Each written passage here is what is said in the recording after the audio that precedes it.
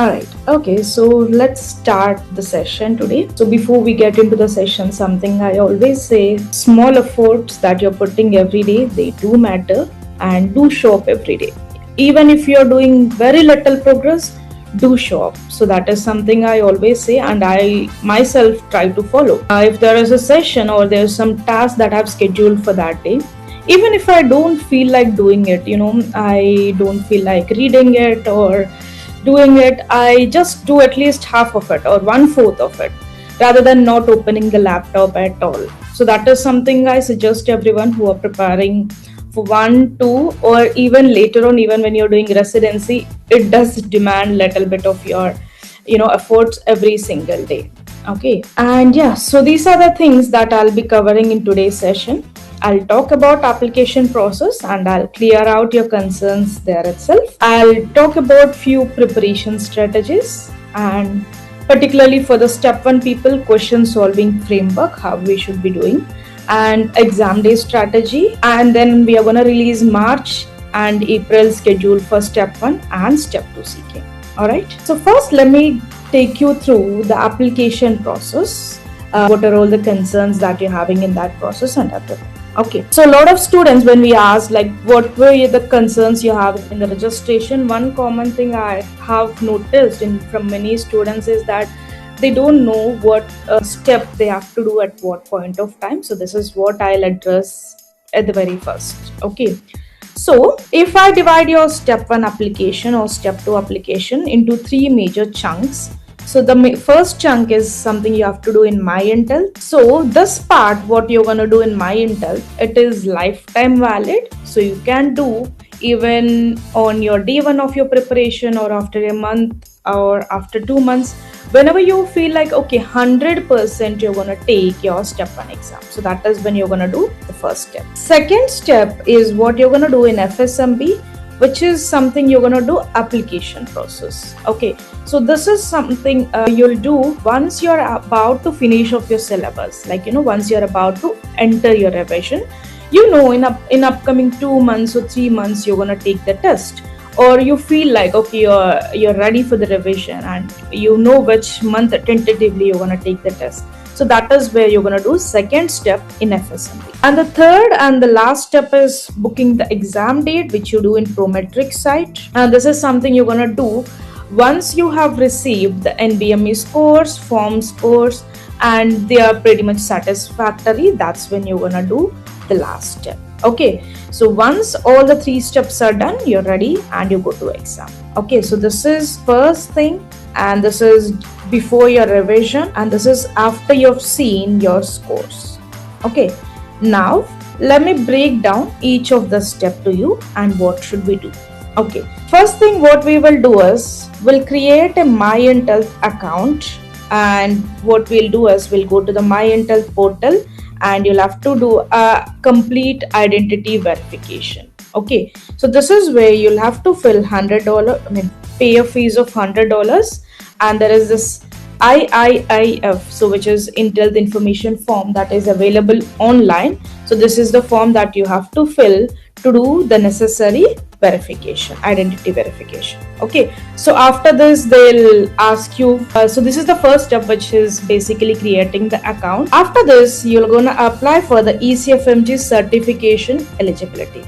Okay, so certification eligibility in the sense, so all the IMGs who are applying for step 1 must have this eligibility right as of now. So this is where you're going to apply, you're going to submit your application for ECFMG certification, and you're going to upload credentials, which include transcript and diploma. In the earlier, when we were doing this ECFMG thing, this step, which is the ECFMG certification thing, we used to do at the very end after doing step 1, step 2, but now they have put it before your step 1 exam. Okay, so that is the major change that we have seen after launching MyIntel. And you're gonna complete primary source verification. So this whole process of ECFMG certification eligibility, so this costs you around $760. First, to apply for the certification, $560. Then you'll have to do credential verification. we upload 2 credentials, transcripts and diploma. Okay, so each $100, both the credentials together, $200 they'll charge you. And then there is Epic Portfolio. This is optional. Generally we don't need this during residency application or step 1 anywhere. You need it after the residency or when you're participating, when you're applying for state medical license or state boards, etc. So you don't need it. But if you want to do it, you can just pay $30 and do it right away. Okay, so this is the second step that we will do again in MyIntel. This and this one, these 2 steps we will do in the MyIntel only. We'll have to create an account and we'll have to fill the information form, and then this is here itself we'll have a step which is basically notary camp. So which is basically after filling the form and paying the fees, they'll schedule a small meet with this notary camp thing, and then they'll ask you to show your passport and verify you're the same person in the passport and everything. So all you need is a passport here, which is a valid. Okay, once the step is done, paying $100 and the notary camp verification, then you're gonna do ECFMG certification eligibility. So this is where you'll apply and pay $560. There will be a lot of stuff to fill and everything, and credential verification you'll have to upload and pay this amount. Your college will have to ultimately verify it to the ECFMG. So they'll mail to your college will have to reply to them. Okay, so this accounts for the second step. Okay, so there will be a notary cam as directed by the MyIntel. This may be needed to complete your verification. Okay, all right. Now after this, the next thing what we are going to do is in the FSMB portal. Okay, so right now we are doing this in the FSMB portal, and this is where we will submit step 1 application. Okay, so here once you log into the FSMB portal, I think someone is. I have a question from the previous slide. I'll give you time at the end to ask the questions. We can discuss. I'll definitely give you time. Okay. Okay. Probably. Okay, so once we have completed the account creation and the credential verification, that's when we'll move to FSMB to do the application part. Okay, to apply for the step 1. Okay, so here what we will do is we'll have to fill a step 1 exam application. Once you have had in the MyIntel, it will show account is established. I think I'll show you this. Yeah, this is how it looks like in the MyIntel. It should show green here, account established. Only then you open this with the same account in the FSMB. You can just go and create an account, and from there you can schedule your step 1 examination. Okay, and it will ask you all the details to fill, like all your personal details and everything. So you're gonna fill everything and apply for step. This is where it will ask you to select a triad, like the 3-month period when you want to take the exam. Okay, once you've selected the triad, you can apply for the step 1 exam, and here you'll have to pay the exam fee. So the basic step 1 exam fee is $695, but if you're writing exam anywhere outside US or Canada, they'll charge you $205 for step 1, and they'll charge you $235 for step. Okay, so technically the total exam cost will come you around $1,020. So this is what you'll have to pay for the step 1 application. Okay, so you're gonna choose an eligibility period, the 3-month period where you wanna take the test, and then you're gonna wait for the scheduling permit. So once you have got a scheduling permit, you can download it. From there you can book your exam. Okay, and the last thing that we are going to do is book the test. So once the scheduling permit is received, you're gonna book the test using the Prometric site. There will not be any additional charges. All you have to do is go to the Prometric site, see what are the dates that are available in the nearby testing centers, and then you're gonna book the exam. Okay, and after this, the last thing is you're gonna take the exam on your chosen date. The same thing applies for step 1, step 2 CK. From step 3, 4, 5, it will be same, but step 1 and 2, those 2 things where you're gonna do only once. You'll not do again for step 2 CK. Okay, and after the exam you're gonna have scores that will be reported. You'll get a mail, also they'll be reported to your MyIntel account as well. Okay, and next thing is timeline. like how much time each of the steps will take. So the first thing is creating an account, which is basically paying the fees and completing the form. This will not take any additional time, maybe 1 week or something. You can get this done. And the second thing, which is credential verification. Right now, at the moment, this is consuming little bit of time. As per my latest knowledge, this is taking 45 business days for this to get. Okay, so you have to plan the step little prior to avoid last minute delay, or do it prior to your revision so that you'll not have last minute hassle and all. And then application, if it is non-season, like it's not match season and you're applying somewhere in April or March or something, then it will technically take 14 days for you to get the scheduling permit. But if it is busy period like September or match result time like March, it might extend to 20 days. Okay, so that is the time required for you. After you've paid the fees, the time that is needed for you to download the scheduling form. Okay, and booking the date whenever you can do, whenever you're ready, and whatever the dates are available, you're gonna check. Mostly I recommend to book the date at least 1 to 2 months prior to the exam, so you'll be mentally prepared to take the exam. Okay, so this will be the timeline and the basic process or the overview of the step 1 and step 2 CK application. But if you want in detail, like how to fill in each blank and each form, each page, that is already available in the app. There's this thing that is known as ECFMG updates in the app, so you can just go over there, and it has a very detailed PDF. I have gone through it myself. They are very good, so you can use that to fill each step or each detail throughout your application. But right now what I'm giving you is a complete overview on what steps that we're having and when should you do those steps. Okay, all right. Now I've received some of your doubts. So there are some common doubts which I've already cleared till now, and there are some specific doubts I'll try to address them right now. Okay, so the first thing is I am a verified Epic user 2018 whose records have migrated to MyIntel. I have the following questions regarding my step 1 registration. First of all, are my previously verified documents, MBBS, MD, internship, still valid, or they do require re-verification? Yeah, so this is the thing that is the most common doubt students were asking. Those who have already registered in the ECFMG earlier, they'll have all this information will be retrieved to MyIntel. Do they need to do this re-verification, which is step 2 that we were discussing? Technically, you shouldn't do, because generally the verification that once done, it is valid. Including the notary cam, you shouldn't be doing again. But just to make sure, you log in with your mail ID to MyIntel. It should show account established. If it is showing you are stuck at any point of this before the account is established, you'll have to start from there. Okay. Technically, verification, I don't think they'll ask you, but ECFMG certification part you might have to do. Okay.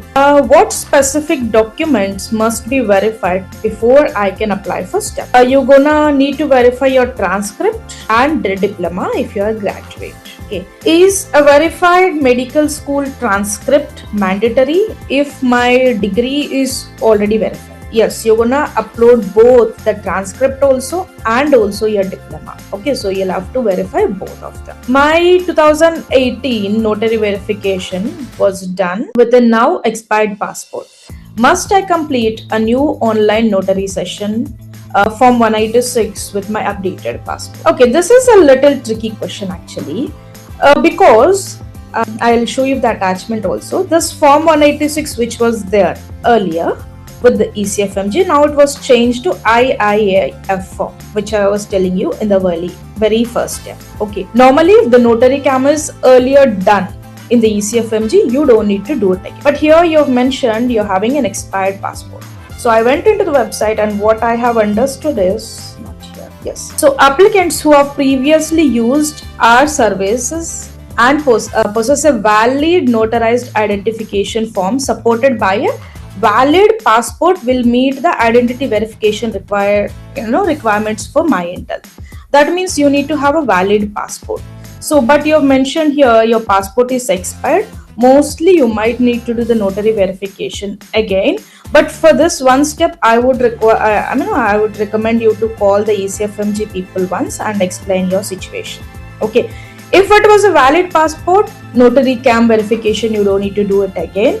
But here you're having expired passport, so better call ECFMG once and confirm with them whether you'll have to do the notary cam again or not. Mostly once you log into MyIntel, I guess you'll have a pretty much understanding of what to do, like which step you're stuck. Basically, it will give you, and from there you can continue. Okay. What are the next steps in MyIntel portal to register for the exam once these items are addressed? So that question I think I have cleared in the previous 2 slides. So we'll be having 5 steps starting from account creation until the step 1 exam. Okay.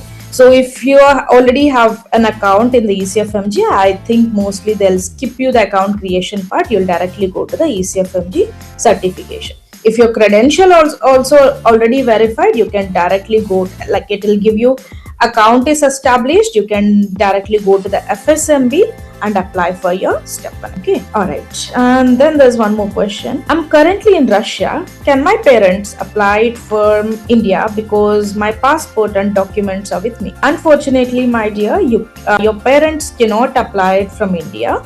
You need to have a valid passport to apply, and for the notary cam, you should sit in front of the camera and you should hold your valid passport. So you have to apply, but you can definitely apply from anywhere in the world. So the US gives you liberty to apply from anywhere. Okay, but all you need to have is the passport with you. Remaining document, mostly they'll verify with your medical college. They'll not ask you to verify. They'll directly mail your medical college and they will verify your documents, whatever you have. Okay. All right. I have no idea how exam will be. I'll be applying in mid-March and planning to take the exam in late May. So the student didn't clearly mention what stage of application process they are in. But if you have completed account creation in MyIntel and credential verification, yes, if you have to just go to FSMB, mid-March would be good. But if you don't even have an account at all, and if you're planning exam in May, try to create an account in MyIntel this week itself as soon as possible. As I've told, it's taking nearly 45 business days for the credential verification, getting done in the MyIntel. Okay. And what is the exact process of registration and application? Please explain in step-by-step process because it's very confusing. And also, how much does the USMLE cost until I get residency match? What is the approx budget? I hope I've cleared you with the registration and application part. Now I'll just give you a little bit details about how much will it cost for you to throughout this process of your USMLE. Okay, so MyIntel account creation, as I've told you, it will cost $100. ECFMG certification $560. Credential verification 100 per document. Total will do it for 2 documents, so it will become 200. And for step 1 application fee, if you are anywhere outside US, it will be $1,020 for step 1. I guess it will become $1,695 plus 205. And then this is 695 plus 235.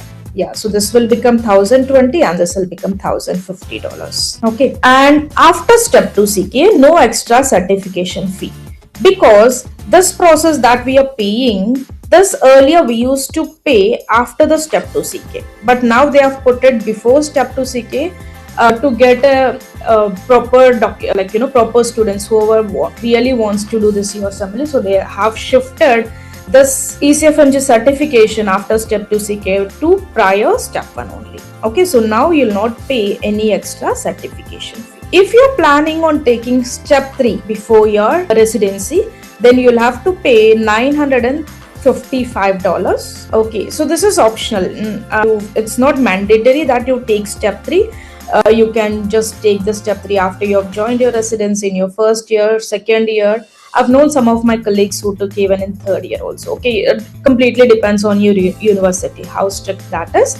But nowadays students are taking step 3 prior to the residency to fetch more interviews in case if they have enough time. If there's no time, no problem. If you're having time or during the interviews, whenever you're having free time, you can find it up. Then comes rotations and US travel, accommodation. This expenses, this is very dynamic. it varies from student to student a lot. Okay, so this can range anywhere between $8,000 to it can go up until 12,000, 13,000, or even $15,000. Okay, so this is very dynamic and it completely depends on how you want to stay, like your accommodation, your luxury, how you want to choose, like the flight, how early you're booking, and rotations, inpatient, outpatient. So it depends on a lot of factors. It ranges. I've put in a very broad margin because I cannot narrow it down because it varies a lot from one student to other student. Then we have ERAS token, which we will take during July, is where they release.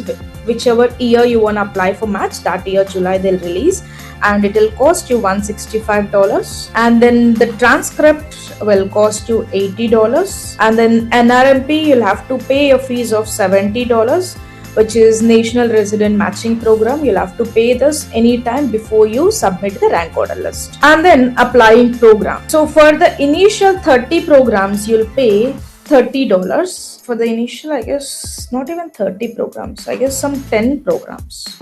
You'll pay $30. So it will be around $300 or $330 for the initial ones, and later on the price will increase. It will go around like mostly students apply to 100, 150 programs IMG, so it will go around $1,500 or even more if you're applying to more. Okay, this is also little variable considering where you're applying and everything, so you have to be very smart in choosing the programs that fits your criteria. If you're IMG, try to go for IMG friendly hospitals. If your scores are low, try to go for rural areas, etc., where you're gonna have high chances of getting matched. If I sum all of this up, it will come anywhere between $13,000 to $18,000. Okay, this might seem little huge right now, but after you complete your residency, this will be 1 month's salary once you have started your practice in US. Okay, so you can earn all of this, whatever you're spending in USMLE, throughout the journey in 1 or 2 months. Once you have done with residency, or throughout residency also, you can save per month $2,000 to $2,500 depending on where you're staying. Okay, so this is the overall cost for the USMLE with regards to the application part and the whole thing that you pretty much need. Okay, so I hope this sums up your concern. Okay, and then when to pay the fee for the exam, I think I've already cleared it. The 3 steps. The first thing, MyIntel part, you do it whenever you're free, maybe 5-6 months or 4-5 months before your planned exam date. And paying the exam fee is technically, I would recommend you to start when you're about to start your revision. And yes, so that's the same question asked by many other students. The answer would be the same. Okay, and then there's a question, how or when to update my student status to graduate, as I'll be receiving my original MBBS diploma by April 2026. I have verified my student status using MyIntel account last year. I ECFMG certified. What to do next on MyIntel and FXMB so that I can register for the exam, as I'm planning to give the exam by June 2026. When will you? Okay, you'll be graduated on April and you want to give exam on June 2026. Right now, the status is student, so you're asking when to update it as graduate. Better because whenever you're updating it as a graduate in your whole application, it will expect you to upload your diploma. Okay, so better you update it to graduate after you receive your original diploma, which is in April. So you have to update it in April. So, and I guess if things go smooth, then by June you'll be able to get everything done and you can attempt the exam. Okay, and I heard that there are new changes in USMLE pattern for step 1. Step 2 will come out in April or May in 2026 on their official website. Can you inform what those changes and how you guys will help us in preparing? Yes, so there are some expected step 1, step 2 changes. I'll show you. Yes, so this is what they have posted in the website. As of today, step 3 changes they have released. Okay, so step 3 is a 2-day exam. The thing is, the number of questions didn't change even with the new software that they are updating in 2026. Number of hours the students have to take, that also didn't change. Now, what did they change? They changed the items per block. Earlier, it used to be 6 blocks. Now, it has become 12 blocks. Okay, on the D1. Earlier, per block, it used to be 38, 39 questions. Now, it has become 18 to 20 questions. Basically, they have decreased the block time from 60 minutes to 30 minutes to avoid the exam fatigue. So the total number of questions on D1 is 232, which is not changed even with the new. So what is constant? Total number of questions and also the exam time. What has changed? Just the pattern, like how they were giving questions. Earlier it used to be 1 hour blocks. Now they have made it to 30 minutes. Same applies on D2 also. The total number of time earlier was 9 hours. Even now with the new software it will be 9 hours only. Earlier it was 180 questions. With the new software it will be same 180 questions. What changed here? Number of items per block and number of blocks. The blocks are increased from 6 to 9 and the items or the questions per block have decreased from 30 to 20. Now the block timer also have decreased from 45 minutes to 30 minutes. Okay, case simulations didn't change, and case simulation number of minutes allotted per case didn't change. I mean, this is something you'll not see in step 1, step 2 CK. This is something we call as CCS cases, which we will see in step 3 only. Okay, so pretty much if we see, if we observe here, they're not planning on changing the content or the the whole day or the time of the exam, but they are planning on cutting down each block to shorter version so that you'll avoid exam fatigue.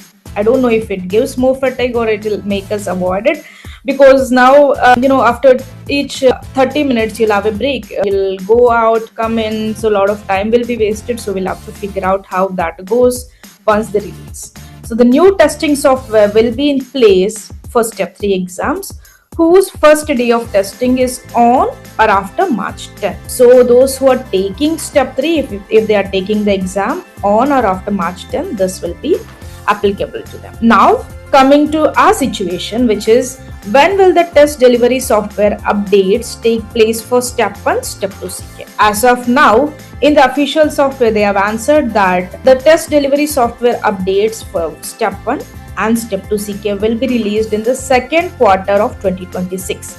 There are no updates, there are no information about what will happen, what are the changes and everything, but they said they'll be releasing it off in second quarter. And exact timings, when will it start and everything, they'll release it soon. Mostly we are expecting in April, May, and the changes we are expecting would be pretty much same as the step 3 basically. Now they'll cut down each block to 30 minutes. Now you'll have 14 blocks or maybe 16 blocks if it is step 2, but the total time hopefully it will be the same. So this is almost more the same change we are expecting even for 1 and 2 CK. But yes, as of now there is no confirmation from the ECFMG. We'll have to wait at least 2 or 3 months for them to give us the update. Okay, so this is the new test delivery software updates that are coming in 2026. Okay, and yes, some documents procedure, I think I have already clarified about the procedure, but if you want in detail on what to fill each blank, how does each page looks like and everything, please go through the ECFMG updates in your website. It has very detailed 6 or 7 PDFs which will guide you step by step. Okay, need to know the process. This is another comment out lot of students have asked. I think I've clarified on that. It seems overwhelming as there are too many documents and forms. I know there's too much lengthier procedure and everything, but trust me, the earlier procedure was even more lengthier. Like we used to have Form 186, then Form 183, then a couple of other things, and you'll have to do some part in OASIS, some part in ECFMG. Now it is even more comfortable. With the time, I guess we'll be accustomed to it. And registration process regarding FSMB, I think I have clarified all of this. And yes, so that sums out our application process. I think I have addressed all the doubts that you have posted, but I'll give you a couple of minutes to post in the chat box if you're having any more doubts with the application, so that I'll try to address it. Okay, I'll give you guys a couple of minutes. Okay, so Yeah, I think there are a few doubts. Let me just address one by one. Ma'am, is there any scholarship program available for the IMGs can apply for to help them financially with application process? Unfortunately, Sainithi, I don't think there is any scholarship that any of the residency programs or anyone offering at the moment. If at least I don't know if they are offering. Maybe there might be some NGOs or someone who might be helping it out. But I am not truly aware of the scholarship part at the moment. I guess, will there be recording of this session? Yes, there will be recording and it will be uploaded in the ECFMG updates in your app. Don't worry. I can book a block now, but when I use the account, my degree wasn't issued. But now it is. So what should I do? You can totally change it to graduate. Whenever you're booking exam, it will give you an option whether you're a student or graduate. You can totally change it. Okay, same query. And is it advisable to give the exam before June since exam may change after June? Yeah, so this is one more technical doubt that students have been asking over the past years, but let me clarify it. There are lots of students who have given exam in June, May, even in July and have cleared exam with good scores. Yeah, they do change the question pool nearly June of every year, but they don't, that doesn't make your exam extremely easy or extremely difficult. They'll put us regular parameters and everything, and they'll try to make it as uniform as possible. I don't think there'll be any major difference. Whenever you prepare, go for it. Either it is May or it is July, it really doesn't matter. I have students who have given exam even in May and in July and have scored really good scores in step 2 and even cleared step. Okay, ma'am, I've been ECFMG certified. Do I have to verify before step? I am confused here. So ECFMG certification, if you're doing in the older pattern in the ECFMG website earlier, generally after 1 and 2 will go for the certification. Okay, now in the new MyInTeLth application, we will apply for ECFMG certification prior to step. Okay, do one thing, log into MyInTeLth. It will show you which status are you. Like, do you need to apply for ECFMG certification right now by paying $560, which I'm expecting mostly it will expect you to, or is it asking you directly, allowing, saying that account is established, go to FSMB. Then you can go directly to the FSMB and apply for step. Ma'am, my college hasn't received the sponsor notes yet. Will I be able to create MyInTeLth? Yes, you can create MyInTeLth account. You can fill in the first form which I was saying, IIIF form, and you can do it. But the credential verification, I think there might be a delay over there because it will have to send back to your college. I think that also you will do if your college is in WFMB. You can do that step as well. But when you're applying for step 1, at least by then your college needs to have sponsor. But creating account won't affect your sponsor notes. Should the credential verification only be done after starting ECFMG certification application? Yeah, mostly credential verification, yes. You'll have to do the ECFMG certificate application first. Only then it will allow you to go for the credential verification. For graduate degree verification, do we need to upload transcript also, or the medical college will upload it on our behalf? Yeah, so regarding the transcript and diploma, you will be uploading it, and then the ECFMG will verify that with your medical college. So if I plan to exam in April or March, I can start the application, 27, I can start the application process in July because I'll be graduating in June. Totally Stuti, we can start the application process in July and you can totally give your exam in 2027 March. Is ECFMG and MyInTeLth account valid for life if the account is made now? Yes, it is valid lifetime. Good evening, ma'am. I have a doubt. If I want to postpone exam after booking triad, will it cost extra? Let's say you have a triad of January, February, March. Now you want to postpone or get a new triad of April, May, June. I think it will cost you some $70 or $100. I forgot the exact amount, but it's not too much. Less than or equal to $100 only. Okay. It will not ask you to pay half the amount like $1,000, etc. Ma'am, I finished my internship July 2025 and I've received my professional degree certificate in November 2025. I established my MyInTeLth account as a graduate with my professional certificate degree details. But for MyInTeLth I mean, my ECFMG registration, I need final diploma, which I am yet to receive in April 2026. And my convocation day will be mentioned. I have mailed ECFMG regarding this 4 weeks ago, but I haven't received any updates yet. What do I do? Yeah, this is one more thing. A lot of students make mistake. Don't put it as a graduate until you get your diploma. Okay, only if you get your final diploma, only then you put graduate. Until that date, try to put try to fill it as a student. That will avoid lot of hassle. Now in your situation, you're gonna get your diploma in April. So what is account is established? I guess you have your account. Now you're in the way of verifying your details or credential verification part, if I am not wrong. Maybe you better wait until April. Once you get the final diploma, you do the credential verification part. Okay. Or if you have an option to change it to student right now, you can do that as well. No problem. Even you have finished your internship, until you get your final degree or original degree, please mark as student. That will avoid a lot of hassle. And it really doesn't matter whether you're student or graduate when you're doing your step exams. Nobody really checks it anytime, until your residency path or residency match. Okay, you let us know in the mentor session or later when to book the triad, right? Totally, Ashrita. We will let you know in the mentor sessions. When you're starting revision, you can ask us, ma'am, this is what the triad I'm thinking of. They'll see your progress and they'll let you know whether it is right or you should prepone or postpone it. Okay, totally, we'll guide you in